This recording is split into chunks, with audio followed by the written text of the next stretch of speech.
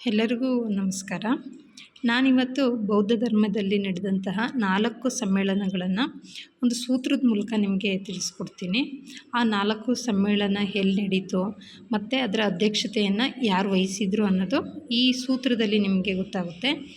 ಮೊದಲನೇದಾಗಿ ಮೊದಲನೇ ಬೌದ್ಧ ಸಮ್ಮೇಳನ ಎಲ್ಲಿ ನಡೀತು ಅನ್ನೋದಕ್ಕೆ ರವೆ ಪಾಕ ಅನ್ನುವಂಥದ್ದು ಕೋಡಿದು.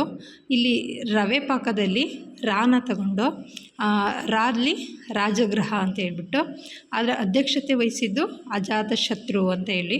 ಇನ್ನು ಎರಡನೇ ಬೌದ್ಧ ಸಮ್ಮೇಳನ ಎಲ್ಲಿ ನಡೀತು ಅಂತಂದರೆ ವೈಶಾಲಿಯಲ್ಲಿ. ಅಲ್ಲಿಯ ಒಂದು ಅಧ್ಯಕ್ಷತೆಯನ್ನು ಯಾರು ವಹಿಸಿದರು ಅಂದರೆ ಕಾಳ ಅಶೋಕ ಅಂತ ಹೇಳಿ. ಇನ್ನು ಮೂರನೇ ಬೌದ್ಧ ಸಮ್ಮೇಳನ ಇಲ್ಲಿ ಇದೆ ನೋಡಿ, ಪಾಟಲಿಪುತ್ರ.